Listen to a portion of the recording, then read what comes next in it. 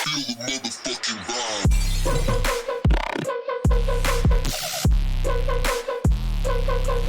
Let's do it. What's up, everybody? Welcome back to The Vibe. On today's podcast, we have with us Michael Menert. What's up, Michael? Hello. Thank you for joining us, man. This is an absolute pleasure. Huge honor for us. Thank you for taking the time. Very welcome.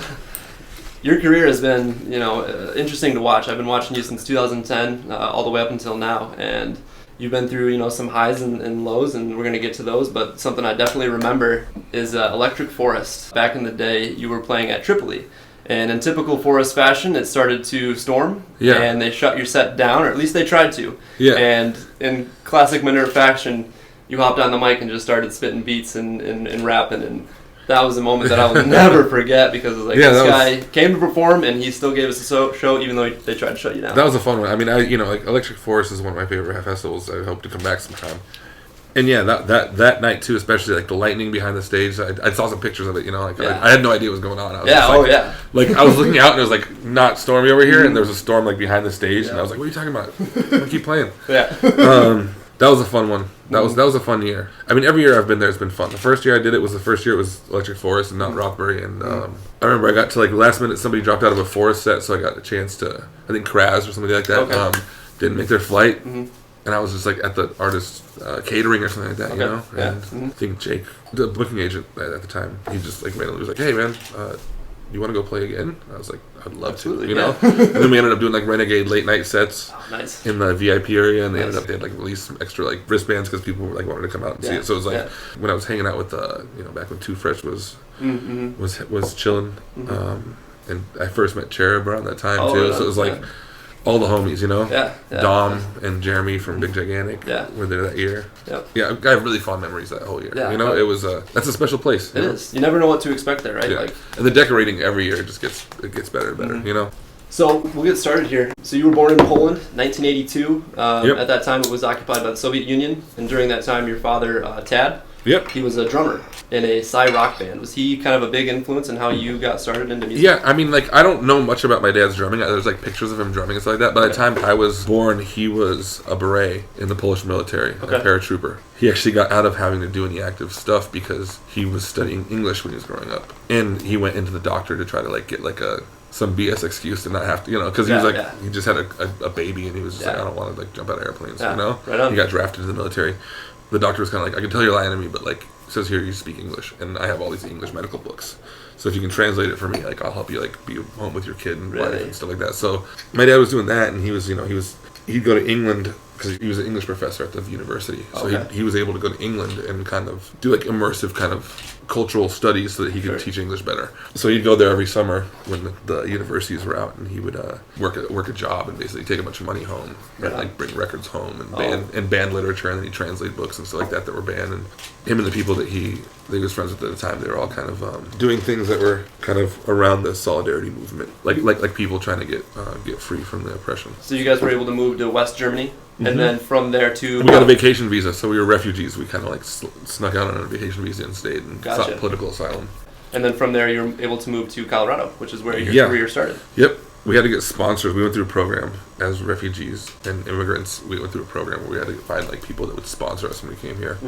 So there was like a big family that owned this old 1800s farmhouse in Loveland, Colorado, and they had like 7 kids, and we like stayed with them for a while, and they helped us like buy the house next to them. So so we came here and kind of had a community since we were the only ones here, And then my parents slowly like got on their feet, bought their own house, and worked jobs and stuff like that, and tried to get me to do good. Right on. Despite my best efforts. Just give you that opportunity, right? Yeah. I mean, when we came to the country, my mom didn't speak a word of English. Really? They basically both had master's degrees, and they didn't recognize it at all from the university. So like my mom was like washing dishes at a diner when she didn't speak English, and then my dad was cleaning up toilets at like a Hewlett Packard overnight. Watching my parents like move from being poor immigrants to being able to like own houses. My mom like got a doctorate while she was working a job and while I was going to school and stuff like that. I had really inspiring parents, So like, I guess to get back to the original question, it's like my dad's drumming inspired me in the fact that I was inspired that my dad played something, but I never got to see him play drums. Gotcha. He did play a lot of synthesizers for a period of time. Okay. He made kind of soundscape music, kind of like Vangelis or Tangerine Dream or that kind of stuff. Jean-Michel Jarre. So he had like all these different keyboards and synthesizers in the room, in like our little office room or whatever, spare room in the house. And I like would practice piano because I took piano lessons for like a year or two, I think. Like that influenced me because like my dad was into like just making weird sounds with synthesizers and so like learning about like atmospheric and kind of more like ambient and like throbby soundscape music. Throbby dude? Throbby. Throbby dude. Throbby beats. But yeah, you know, like it was cool learning about music both like tonally and texturally at the same time as like chromatically and melodically. You know? Yeah. So my dad was a huge influence in music, just not so much as drumming because again I didn't ever get to see it. Right. Yeah. So junior high rolls around and you meet Derek Vincent Smith, who's also in Pretty Lights, and that's kind of maybe where your career really started to go towards the electronic music, or. I mean, junior high? Nah, I would say junior high we were trying to be like the Beastie Boys. I played guitar, he played bass, and we had a drummer. And then we had a drummer for a second, and then Paul Brandt was our drummer for most of high school, who was Paul Basic. So the three of us were in a band, and it was kind of like... You guys were called the Freeze, right? Called the Freeze. Yeah. And it was like rudimentary kind of funk riffs and things like that we could like kind of play and get in the groove and kind of rap over. Yeah. So it was like a live funk hip-hop band kind of. There were some moments, but it was like a lot of it was, you know, the first steps of trying to make music. Right, yeah. But did you guys enter like the community's Battle of the Bands? Yeah, we did a high school Battle of the Bands, and we won that, and then we did like a regional Battle of the Bands. And really? Or maybe got second or something like that. Yeah. Okay, nice. But yeah, it was cool. I mean, being in high school and being able to like play with bands that like, you know, we were going out and being like, oh, these guys are, you know, because it's like when you're growing up, you're like, wow, these guys are in bands. You know, like this, it's like a band that plays and plays like other towns. It was cool. Fort Collins was a cool place to kind of dip your feet into music and try out a bunch of stuff. I mean, you know, you got to think about like a music scene before there was internet, you know, so it's like trying to break out of where you're at back then. It was like you had to know people or like send flyers and like call people or whatever to try to get them out, you know. I mean, the internet was around, but there wasn't the social media network that there is now, you know. So after high school, you, Derek, and Paul, did you guys go to the same university? Yeah, we went to CU for a year. Okay, what was that experience like? It was cool. Yeah. I mean, we were all hanging out a lot, but it was like the first time, you know, when you're away from your parents, when you're doing your own thing in the dorms and stuff. Yeah. So yeah, it was definitely like one of those times where like, I think, you know, it's the first time in life, if you've been growing up in just like in a house where you have rules and like that, where like you're kind of fending for yourself a little bit, and you realize that like life isn't, like you start being like, oh, this is different than what I thought it was going to be, you know? And you start like kind of adjusting your expectations a lot more than you did before. It's just like, you learn a lot about yourself when you get to be by yourself and like not have rules, you know? For sure. I learned I didn't want to go to class. I wanted to make music. Right. You know? Yeah. So yeah. So you guys started making hip hop beats, or you particularly made hip hop beats as AES? Yeah. Yep. And so you worked with a group called Listen, and was that like a So Listen was me, Derek, Corey, who was the first drummer of Pretty Lights, this guy named DJ Concepts, Ken Daly, who did all the cuts. He actually did all the cuts in the first Pretty Lights album too. Oh really? Okay.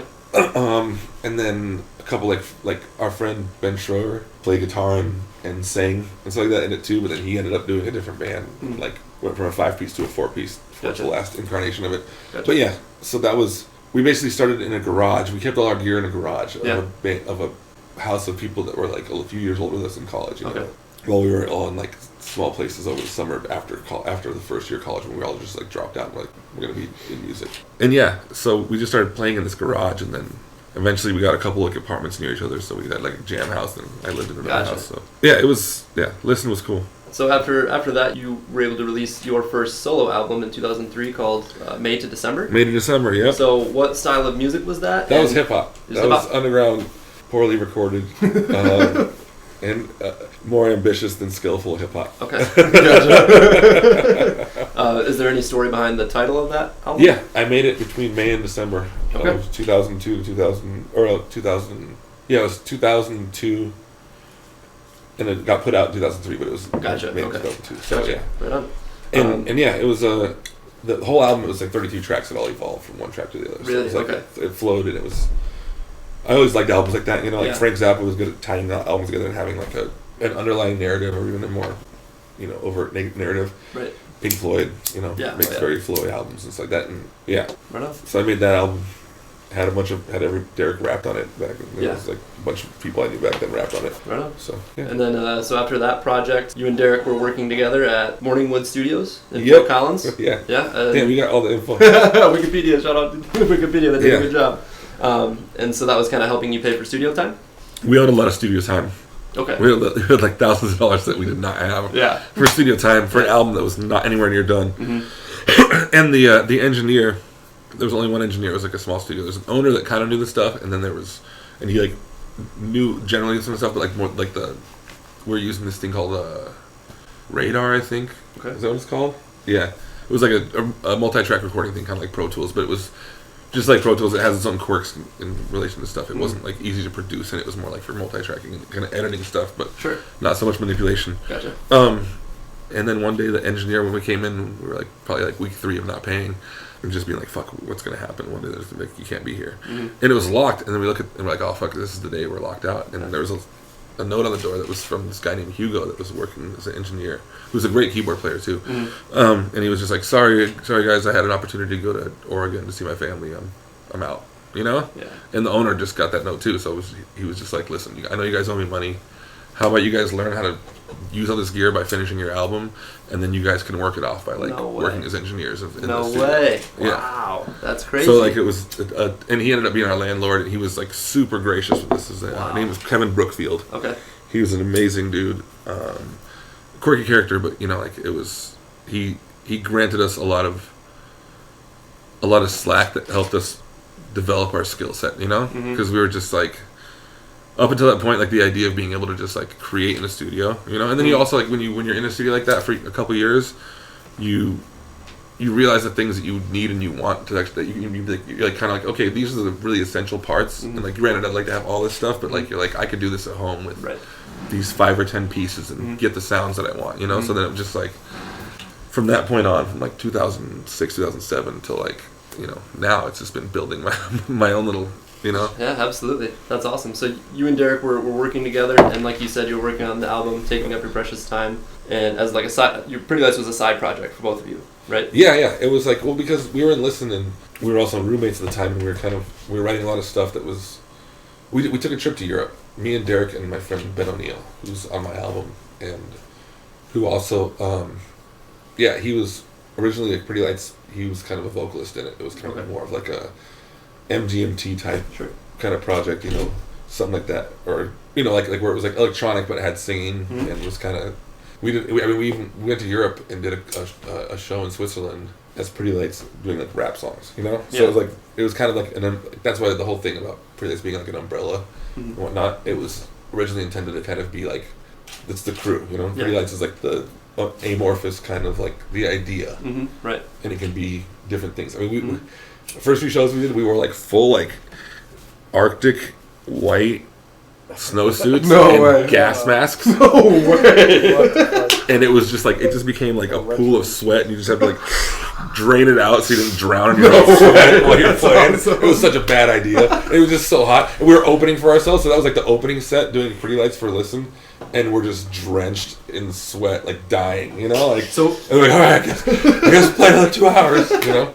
So was it like Listen that got booked, and then you were able to use? Like, we were able to use it like to do the Pretty Lights. And, okay, right on. And I mean, we played it, and basically like the 3 of us went to Europe, and Derek and I got a bunch of records and things like that. And we started working on some songs there because I brought a laptop, MPC, and Derek brought a portable turntable and a laptop, and my friend Ben brought like a microchord synthesizer and I think we brought like a mic too, you know, so we could like kind of work on some stuff on the road, and a lot of those songs. I forget which one it is. It's Last Passenger. That one was like one that I wrote like on the train in Poland between my grandparents' house and my aunt's house from Skoczysco to Krakow. So yeah, like that album was kind of formed. That's why it has a lot of train titles. Yeah. It was like formed on that trip, and then we got home and lived together in Fort Collins. Ben lived somewhere else, and it kind of became more of an instrumental project, you know? Gotcha. So the album was in the works in Europe, it wasn't finished. Yeah, it got started in Europe. Started in Europe. Okay. And then we came home with a bunch of records we got in Europe, and we kind of started forming it in the new house that we had, like the studio that we got. Right on. So when you guys released the album for free, you were mimicking the business model of Steely Dan. You know that group? Well, yeah. We weren't mimicking the business model of Steely Dan necessarily. It was more like the approach to, because everything we'd written and listened was like we were writing it and then trying to adapt it immediately to the stage so that we could like play shows, you know? Yeah. And Steely Dan basically, they had like when they did like Reeling in the Years and the kind of like the late 60s, early 70s stuff, their band was big and they split it equally, and it's kind of like it was hard to maintain. It's hard to maintain when you're touring with 10 people or whatever. Yeah. And since Derek and I were living together and kind of forming most of the songs and kind of bringing it to the band, we're like, it'd be nice to just make some stuff and kind of like have this project that we're not worried about touring or how it's going to be played or like which parts are going to be played live, but we just like make we make good songs and give it out, and then once people like it enough, we'll have markets. We'll just give it away for free.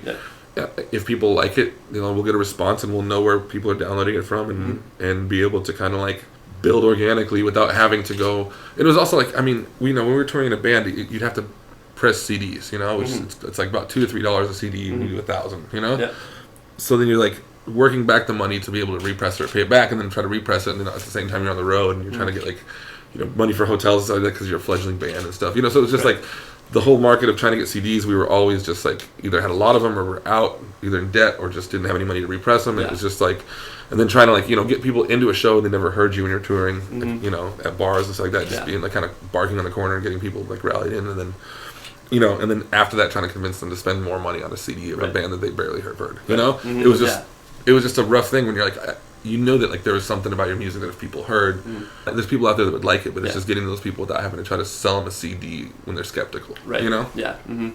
So you gave away digital copies for free, which is unheard of, at least especially nowadays when you think it's kind of a no-brainer since people are usually going to pirate that stuff anyways.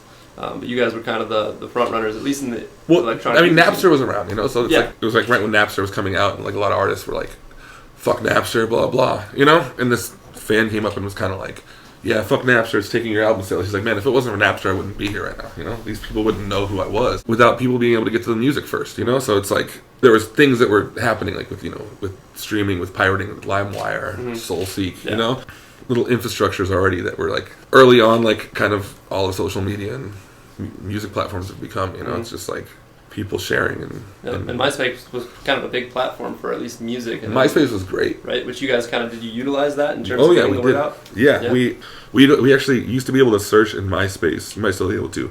Used to be able to reverse search what people liked. So we'd be like, let's find people that like DJ Shadow or Bonobo or RJD2 or people that we liked. That were kind of where like these people kind of, they use samples and stuff like that and collage it in ways that like people that like this might at least understand where we're coming from. Most of the people that we got back were just because we just like send them like personalized messages. They'd be like, "Hey man, I see that you like these 2 or 3 bands. Like, sorry to bug you. This isn't spam. I just like this is free music. People would be like, "Fuck you, spammer." And you're like, "God damn it!" Not much has changed in the internet. Right? Yeah. Now it's just "fuck you, boomer." Right. But yeah, it was like this uphill. It's crazy to think that people like didn't think they thought it was some kind of scam or something. They clicked the link and we try to get some credit card information out of them. It was it was just like, we want to get this out. Right, just spread the word. So after the album was released, it was kind of a rough time for you specifically. December 7th, 2006. What does that day mean to you? I got stabbed in the chest in Loveland, Colorado, which is the first town I moved to when I came to the States. And and I almost died. And I lost the use of my hand for a little bit, for like about between 9 and 18 months till it was like full use. I was doing PT for like a couple months. I had a wound vac on that I had to carry around. It's like a 15-pound thing that just like sucks fluid out of your chest. You're kidding. And I had to like, I remember Paul was there once when I had to like change the gauze inside of it. So I just had like this like Q-tip thing, and you stick it in like around your rib cage and stuff it until it's like tight so that you can like all the things get soaked up because it was infected. So yeah, there was it was a weird time in my life. Yeah. But yeah, no, I mean but it was a growing time. I moved back with my parents for a bit, and it was a rough time. It was hard to get back on my feet after that. While you were in the hospital, Pretty Lights was becoming more well known, and Derek kind of took hold of the project. Now, how did that whole situation come about? Was that you two just? It just kind of happened. Yeah. I don't think I didn't really have much to do with that, other than that I didn't have anything to do with it. Okay, It was just like I was in a place where I was recovering, and he was in a place where we just put out a project that was really dope, and there was interest. So he was running with it, and I was learning to walk again. Yeah, right. Yeah. So after you left the hospital, you moved back with your parents, like you said. He had been diagnosed with cancer. Yeah, my dad had already had cancer. So he had already been diagnosed, and he needed a caregiver, which you kind of took the reins of? For NIH, we went to National Institute of Health out in Maryland. He did a stem cell transplant with his sister really? in Poland, who came out. And, so he was down there for a few months. I was there for like a month and a half of them as his caregiver. And then when he came home, I was like, not so much an official caregiver anymore, but more just there helping my mom, and doing what little I could. During that time, you were collaborating with Benjamin O'Neill and Paul Brandt. Yeah. Yeah. And in 2009, on your way to your first show since the injury, what happened? I got arrested. I got pulled over and arrested for some naughty business. Naughty business. Some naughty stuff. You don't have to go to in the past. Yeah. And it's crazy because I had at the time I was like chilling at home, helping take care of my dad. I was working a full-time job at Walmart. Was I was taking online classes at like a 4.0, and I was like drug-free. I was smoking weed, I guess, but that's it's legal now, so it's not a drug. Yeah, exactly. And I was just like, life is going good. Life, you're in a good spot. I was just like accepted that's what I'm doing right now. I'm still making music. Yeah. Kind of have to start over again. When I work a job, pay off legal fees and stuff like that. Or there wasn't legal fees yet. That was before all that shit. But yeah, basically it was just like, I was like, cool, I got a fresh start. I got a restart on my life. Finally feeling better and shit. And got popped. And for some shit that was like 2.5 years old and some bullshit. Yeah. Yeah. I mean, I was kind of like, I get it, you have to atone for what you did, but at the same time, I turned my life around, isn't that what, rehabilitation's what prison and shit like that's supposed to be about, Yeah. About, ooh. Nice catch. Thanks. So... I'm good on that, man. I can barely talk. So you basically you got charged. You had to do the thing. Yep. You got to drop down to where you could still live at home. You didn't have to do prison time, which was great. Yeah. Right. So originally, I was facing something like 16 to 48 years. That's. And because it was 3 counts, and they were each between 4 and 8 minimum, and then up to 16. So it was but it sounds like you had a good lawyer. Yeah, my parents helped me out. My family helped me out. Nice. I definitely wouldn't have had money to hire a lawyer. I would have been with a public defender otherwise. Yeah, they're expensive. That was a lucky thing. My family they a big thing was that they knew that I had been in dark places before, but they trusted that I'd put that behind me. Yeah, you know what I mean? Absolutely. I guess that was that helped. It helped that I was doing what you had to do and proving that, right? Yeah, I was past that point. You basically, you're living at home, you're doing your thing, and you work on your album called Dreaming of a Bigger Life, which I think the title is very fitting for the scenario that you were in, right? Which is an amazing album. I'm a huge fan. Starfall is one of my favorite tracks off that album.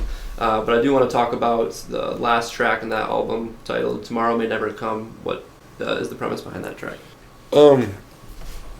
I was finding things that were kind of my dad's cancer had been looming over us for a long time, and things weren't necessarily getting better. You know what I mean? We were all hoping for things, but it's just shit was on the slow decline for a second, then it got fast. But yeah, so that whole album I was finding samples. I was I'd just randomly be putting stuff on and find a record sample that was had something to do with leaving or death. My dad died right before dawn, and it's in the morning. It's I'm leaving in the morning, but I don't know where to go. Yeah. In One More Year, there's a sample that's came in the room, didn't stay long, turned my head, my father was gone. Things like that. There was just all these samples I was finding.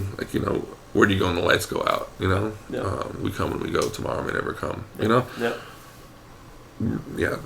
Everything was just kind of lining up to where I was this is all these songs are kind of coming together in a way that felt like I was able to tap into, when you get in the flow state kind of, you know what I mean? Yeah, absolutely. And things just kind of start lining up, and you're all right, cool, I'm doing the right thing. Yeah, yeah. You were able to channel that emotion that you were dealing with through music, which is awesome because And it was also a lot, there's a lot of things that just when you see someone that you love dying, there's a lot of shit that you just can't. You're curious about. You don't know how they feel. You're kind of in this spot where you're lost and you don't want to bring it up. You don't want to, but you're just what the fuck? How do they feel about all this? It's it's just it's heavy. To sit there and be this is like, this guy's one of my heroes, and what's it got to be like, going through just knowing that like shit's just over, Yeah, absolutely. Was he able to hear that album before he passed, or? I didn't think he did. He'd heard a few songs, and then I started finding, like, when we were going through his stuff, like, he had, like, mixed down CDs I'd burned while I was working on stuff. He'd, like, taken them out of my car.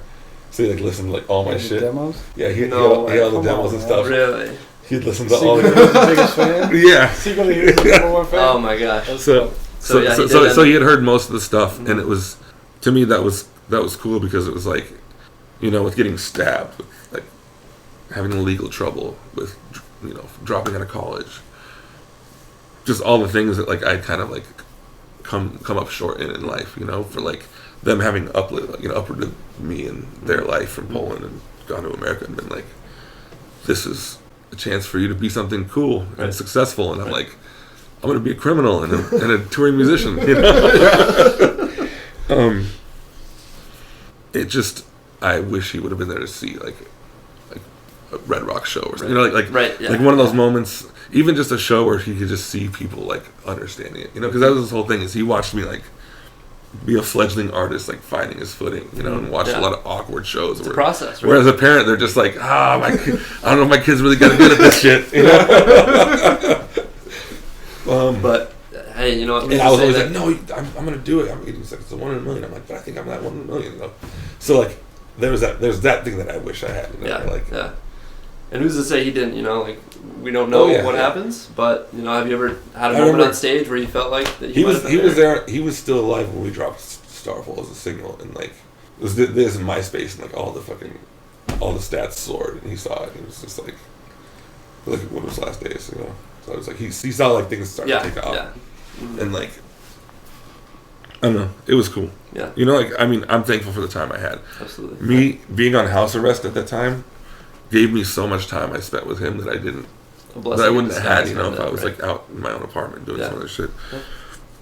So in a way, it was like me having gotten stabbed and then me fucking up kept me around, so I could be there. Right. It wasn't like, I'm too busy with like a corporate job or something. Right. Yeah.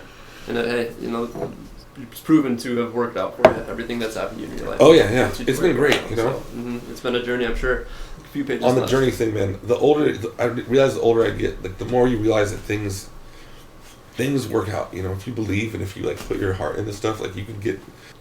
It's never going to be not okay. Yeah. There's times where it's like bad, but it's like in rear view. Those times become like stories you laugh at and stuff. Like things that you smile about, and things that make you shudder. But like all the things that used to stress me out, all the times I like would be like feeling like I was hitting a wall or a limit. It's all just a ride, right? It's all just up and down. Yeah, man. You're just along for the ride. And having almost died, it's like. Like this is like extra ball on pinball, Yeah, exactly. I'm just like, you're racking up the high score, man. Oh my gosh! All right, so you were able to release that album, which was amazing, and then you made your debut live performance at the 2010 Sonic Bloom Festival. Yeah. What was that experience like to be back on stage? Man, I was in a little side stage, and I was so nervous, and it was the first time I was like I was just trying to DJ my stuff. Mm-hmm. As soon as I got on stage, I was like, next show I'm bringing an MPC and playing some of this, because I was it's so awkward just standing there and like, hey, I didn't have like a DJ set. I had like a beat set, and I was like, I'm just playing back shit. Mm-hmm. So it was good. It was a learning experience, mad uncomfortable, but fun. Yeah. And it was an honor to be able to like have friends in Colorado that were down to put on, that like. I think Derek reached out to Scott from Cervantes, was helping book it. Was just like, hey, my homie's coming out on the label, hook him up. Yeah, hell yeah. It's all about who you know. So to be able to be a part of a festival at all as your first show, that's like, Yeah. Like I can't be mad about nothing. Oh yeah. Yeah, right. So let's see. After that, we'll jump ahead to 2012, 2014. You released a 27-track album titled "Even If It Isn't Right." And a 4-part series of singles titled Elements. Both great productions. Your sound has remained constant throughout your entire career, I feel like, and that's hard for a lot of artists to say, but like, you stuck to it, man. really, really well done. Stubborn. Was awesome. Elements was awesome. Thanks, man. Yeah, great You'll hear work. some tonight. And any reason behind the titles, even if it isn't right, and Elements? Even if it isn't right, it was just a part of the poem that I had kind of been writing. Well, it was originally a lyric that was a song as an intro that we used for like the rap. Okay. Kind of singing sets. But it never got recorded or went anywhere. Mm-hmm. But I liked it because it was kind of like a theme. You know, it's pretty light feeling to see these guys taking your precious time, Yep. spinning over every side, watching on the color slide, and Yep. watching away in the sky. Us below with covered eyes, dreaming of a bigger life, even if it isn't right. Blah blah blah. You know, just, we went on Yeah. for a long time. Mm. And then Derek took it and kind of augmented it and added to it with like some of the titles he made and Mhm. stuff. But I liked it. It was kind of a theme, you know. Yeah. Like those are the two albums I did on PLM. Mm-hmm.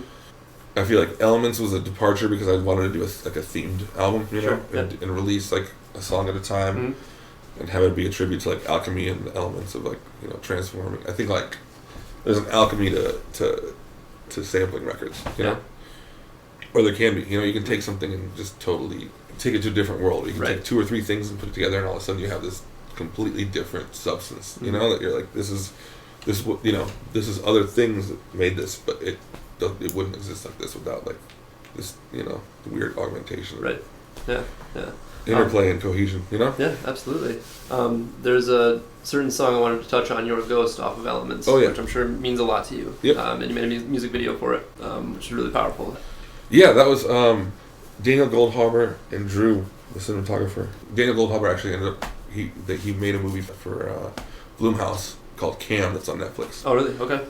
So he's like he's a dope director that's successful now. But he made a video on the cheap for us, and on the way to one of the spots when we were driving, it was weird, you know, it was weird acting, and I was just getting like It was good. It was weird. There's a lot of extra stuff that didn't make it. It's pretty good that didn't make it. So you're long enough, it'll probably come out. Yeah. Too many blunts. No, never.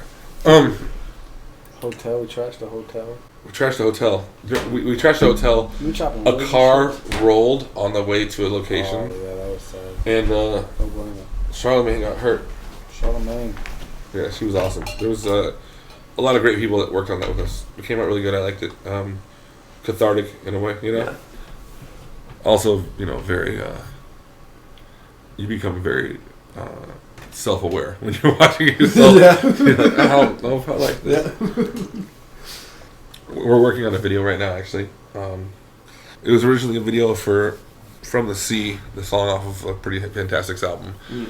And it's going to be like a 9-minute kind of short film of that, but I think it's going to evolve into something that it's more of like a journey between multiple songs, because it lends itself more to be like a short film with musical parts, kind of, you know? Yeah. So you touched on Pretty Fantastic. How did that all come about? That happened. It was born out of the big band. It was basically like me and Jason were working on music, and he was doing sound and living with me at the time, I think.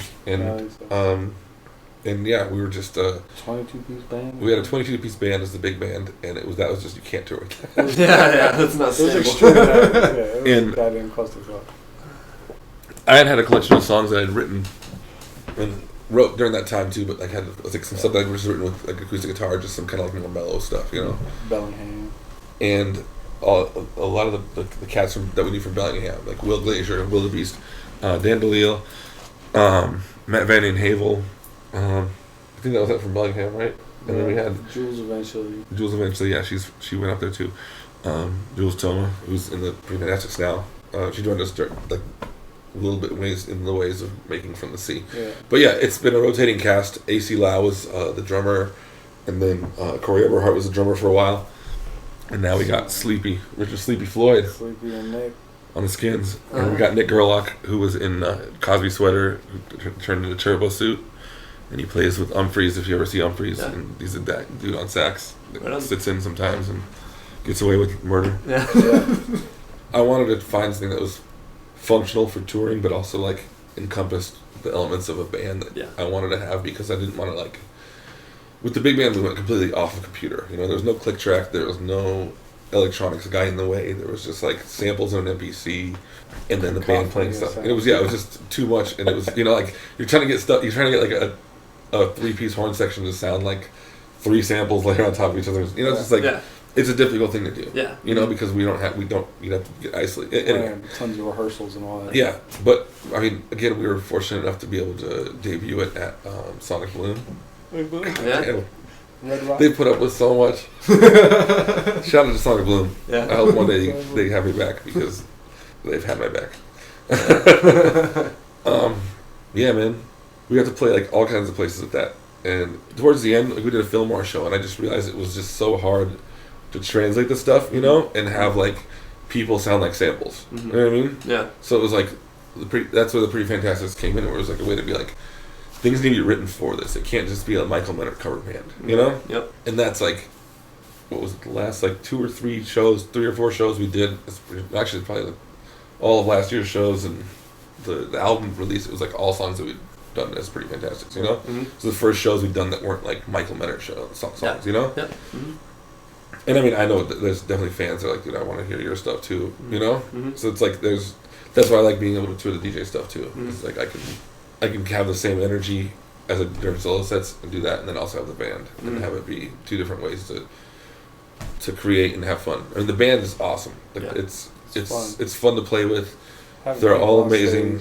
Like, energy's great. Like the dynamics between everybody is really cool. We can all write together really well. Yeah. We can get a lot of stuff done. We got 2 albums coming out this year. Hell yeah. We're all in different states, so it's hard. It's hard to It's create. hard. Tough. It's expensive Once we to get get together, but though, it's like rapid fire. Yeah, It's nice. That's awesome. Yeah, it's really good. Yeah. we need like an angel investor. All kind of angels, man. Yeah. So in 2016, you established a working relationship with Grateful Dead percussionist Mickey Hart. Yes. Right. So how did that happen? Through Jonathan Singer. Shout out to Jonathan. Shout out to Jonathan Singer, who does like lights, or he does visuals for like Tipper. Oh yeah. And does a lot of stuff with like Alex and Allison Gray. Mm-hmm. A nice guy that just suggested that Mickey was looking for people after Fare Thee Well to help create the sounds that he wants to create from the sounds that he has. You know. Yeah. He was trying to get drums in space to kind of evolve and different things, and I went out there and had a first visit where I was super nervous and got to meet him and got a lot of stuff done in like 4 days. You know, like went through like a bunch of sessions and kind of organized them into ideas with him, and you know, just got to just be in it with him. You know, for a little bit and just mess around, and then started coming back, and eventually I was like, man, if I'm gonna be working like this, I want to live out here. California is beautiful. That Northern California is amazing, and also it's just, you know, being like I was engaged and now I have a wife, and I was just like, I can't be home for like 2 days every 10, you know, right, yeah, and like expect this to last. Yeah. So do you live in Cali now? I live in Northern California. Northern California. Okay. And so lastly, we'll touch on your latest releases, Slow Coast 3 and Adrift. Yeah. What inspired you to make those? We just Absinthe. Yeah. No.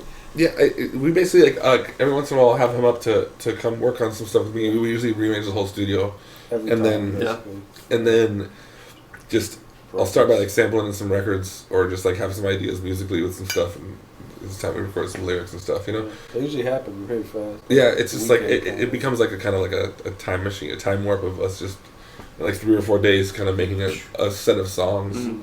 Like the Adrift is from a session. There's like 5 or 6 more songs in that session that I'm gonna play some from tonight. Okay. You know? Yeah. But yeah, it just kind of.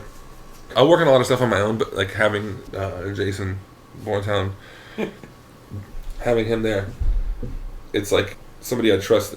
You know, like you can just get lost in your own mind. You know, when you're working on music, and it's nice to be there and be able to kind of like have an idea and be vulnerable with it by yourself, but then. Music sounds different as soon as you listen to it with other people. You know, it's like it becomes like a collective consciousness. So you're listening with the energy that the other person's giving off in that room, and you're feeling like the whole like I hope they like it, you know, that kind of stuff. Yeah. And it's like in music's also different the first time you hear it. By the time I'm showing it to somebody, it's like I've heard it 1,000 times. You know. Yeah. So I'm used to stuff, and it's like someone that's first hearing it might be like, oh, this is kind of abrasive, or this is kind of weird, or whatever. You know. Mm-hmm. And so having somebody that like, you know, I knew as a friend before we started working together in that capacity. Made it so that like, you know, we could communicate, and I could, you know, I knew him and he knew me, and so like we could work in a way where I wasn't trust and shit. There was a trust, you know. Yeah. where it's not like it doesn't. I don't get this like. Yeah. Oh, I'm insulted that this guy, that my friend doesn't like my song. Yeah. Not that I would do that. Yeah. So I guess we'll cap it off with this. What has been the highlight of your career thus far? The highlight of my career is right now. Yeah. Is being alive, being on tour, being in a city I don't live in, being on a podcast, having a show tonight, being with my friend, being able to do this, being like, having done this for like 20 years and being able to do it, and like the fact that people support it and are down with it to the point where I can live in this imaginary fantasy. I mean, we all live in an imaginary fantasy land, right. But like usually it's created by companies. And Yes, tell you, like, exactly. Follow the rules and stuff. Yeah. I get to be in this one that's like, it's a playland, Mm-hmm. And granted, there's there's all these sacrifices, and there's like frustration and insecurity, Yep. and doubt and debt. But like, How's it work? the fact that I get to do this, it's like I wanted to do this since I was like in 13 or 14, and I started playing guitar in a band after playing piano and stuff, and it just like it never got weaker, it just kept like it just grew and grew, and I was just like, even when I knew I was crap, I was like I'm gonna keep doing this, Yep. So yeah, Best time. right now it's the best time, Yeah. It's like I'm still doing it. Mm-hmm. I'm still out here. I'm still making new shit. I'm still having fun every night on stage. Mm-hmm. I'm still playing songs that I'm just barely finishing. Able to like keep having that thing where I'm pushing myself and trying to do something new every night, and like like learn how to play something in a different way. Or, it's like the fact that I still get nervous. That makes it the best time of my life. Right. It's like that's a good feeling. Yeah. Like to care enough to be like I'm nervous before I go on stage. I'm nervous. I want to give people the most that I can. I want to leave it all out on the stage. Right. Like I hope I can do that tonight. Yeah, That's absolutely. like, Well, that was a great answer. Yeah. And I think we'll wrap it up with that. Michael Menert, Cheers. thank you so much for joining us on the podcast. Can't wait for your show tonight. I know you're gonna fucking kill it. hell yeah, for real, man. Thanks Thank you again so much. for coming. And, Sorry I didn't change out of sweatpants. no, you're good, man. You're good. Hell yeah. Perfect. All right. Let's get this guy back. Feel the motherfucking vibe.